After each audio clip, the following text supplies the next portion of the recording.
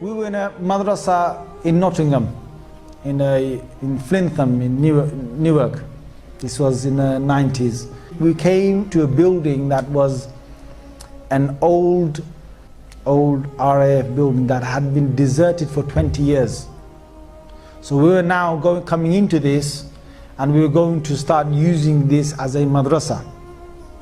Now when we came there, one of our teachers, he said to us, he said, because we started off living in one corner, and we're going to slowly start using the rooms till the other side of the madrasa. Now this place had 120 rooms, yeah, and it had about 3 different halls, massive. We had an east wing, a west wing, a middle sort of part, and we were in the east wing, and we were just staying just in a few rooms. We were talking about literally about 7 or 8 rooms. And teachers said, they said, don't go to the west side, to the west side of the building. I'm telling you, you know, as young people, you dare yourselves, right? Yeah. So we said, come on, let's dare to go over there, right? So we were young, and we went into the west side in broad daylight, 12 o'clock. I'm telling you, it was spooky at 12 o'clock. Forget 12 in the night. We're walking, and we were holding our arms, and we were walking together, about a good 7 or 8 of us. As we're walking, we can hear doors banging, bang, bang, creaking, things opening. You know, we just run. We were saying, you know, our kalimas loudly, shahadas loudly, what about that loudly, Allahu la ilaha illa huwa al-hayyul qayyum, basically running, yeah? Now, you can imagine this place was really spooked up. And the teachers warned us, you know, don't go over there. Now what happened is one of these, there's this young kid, I'm not going to give you his name, he's probably grown up now, he's probably got kids now, right? So I don't want to embarrass him when some of you might confront him. But he was from up north, and he was a kid, about 13 years old, I'd say, from Bangladesh. He didn't know a word of English. Forget anything else, right? He just knew Bengali. And he was the most quietest kid you can imagine.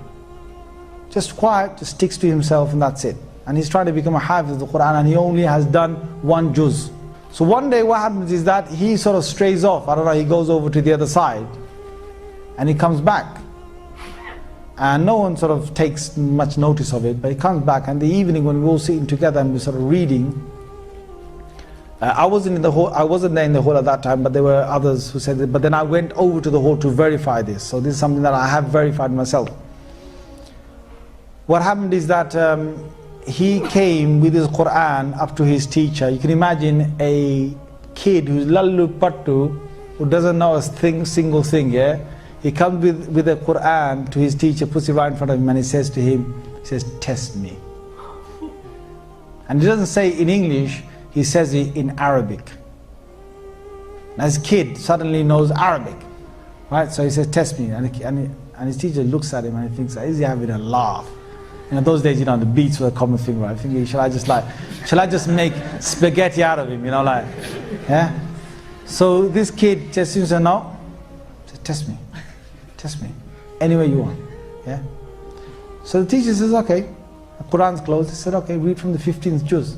So, Subhanalladhi yasra bi abdi laylan min al-masjid al-haram ila al-masjid al-aqsa alladhi barakna hawla.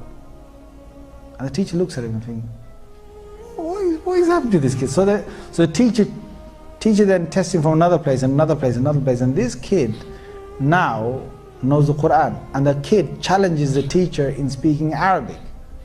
And this kid has got really good Arabic all of a sudden, right? And then, you know, when we heard this, we came over, and I specifically went, you know, met him, and I start talking, and he started talking Arabic.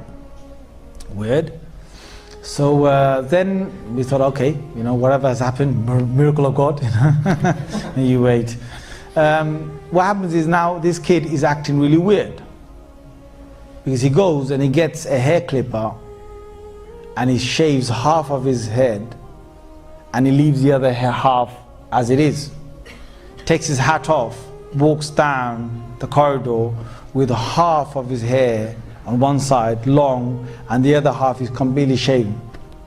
Now kids are freaking out. Jinn, jinn, jinn, jinn. Right? So then, you know, the teacher grabs hold of him and says, well, you got to basically just shave the other half, so the shave the other half. So we've done that.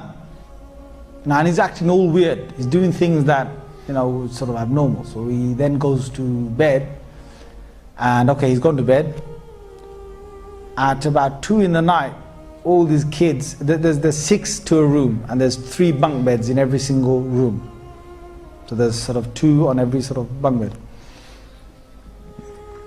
2 in the night, 5 of them from that room, from his room, come running down the corridor, yeah, banging on the principal's door, yeah. Jinn, jinn, jinn, jinn, jinn, jinn.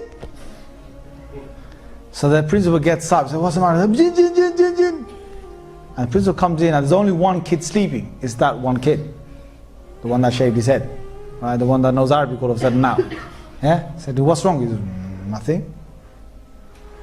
So they go back. He said, go back. Puts the ball in bed, comes back. And he says, after a little while, these kids are screaming back again.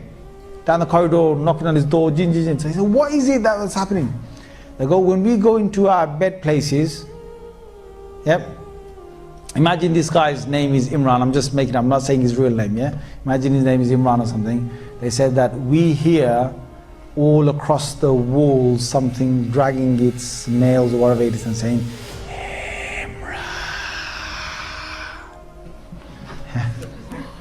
so basically they just obviously leapt out of their beds, yeah, came straight to the principal. Now this went on all night, yeah, him taking them to their beds, then basically coming back.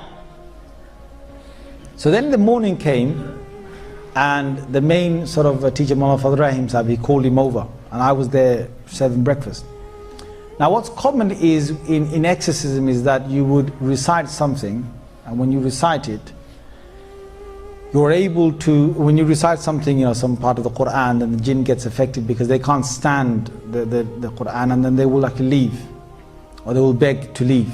In this case, this jinn was a believing jinn, and this jinn was a hafiz of the Quran, and this jinn knew Arabic.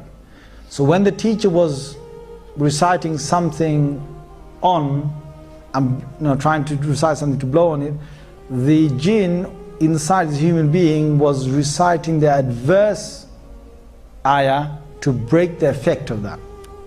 It was not any common jinn that was in here, and I'm sitting there watching this. So the shaykh is reciting, and this jinn is undoing whatever recitation he's doing. And it was, the shaykh said, "Inna alladhina fatanu al-mu'mina wal-musliman lam yatubu falahum adhabu jahannam wa lahum adhabu al-hariq." And this other jinn from inside will recite something else. So it's undoing whatever the shaykh was saying. So after a while, when the students sort of left the room, I asked the shaykh confirmed that this is what he's doing. And then the shaykh said that the only way to actually get rid of the influence is to take this young boy back to his hometown and to leave him there for 1 month. He said the reason why this has happened, and these guys, I'm saying this, that you won't believe in this unless you deal with this. There are certain things that you will not believe in unless you deal with it. So if you've got unbelief in anything I'm saying to you that I'm making Allah witness, whatever I saw, I'm just telling you. You just need to start witnessing some of this yourself, and you start believing in it. So the shaykh himself was able to witness some jinns. And he witnessed a whole group and a family of jinns that had traveled from outside and stayed in that west wing for a month. And he had this feeling that they were there only for 1 month. So he said, if this young boy goes to his hometown, then whatever jinn is, he said there's a young jinn inside him who's a hafiz of the Quran. And if he stays in his hometown, the boy stays in his hometown, then the jinn will automatically leave because his family are leaving this west wing after a month.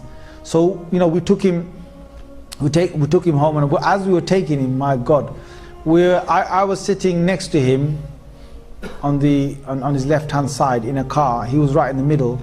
He wanted to, he was going to open the door when we were going 70 miles an hour. He reached to open the back door, the car door, and the teacher stopped him, and the teacher gave him a good shouting, and then he basically stayed there until we got to the place. We left him in his home for 1 month. After 1 month he came back, and he was the same docile kid you knew. Looked down while he walked, never knew a word of English or Arabic, and only knew 1 juz of the Quran. قل أوحي إلي أنه استمع نفر من الجن فقالوا إنا سمعنا قرآنا عجبا يهدي إلى الرشد فآمنا به ولن نشرك بربنا أحدا.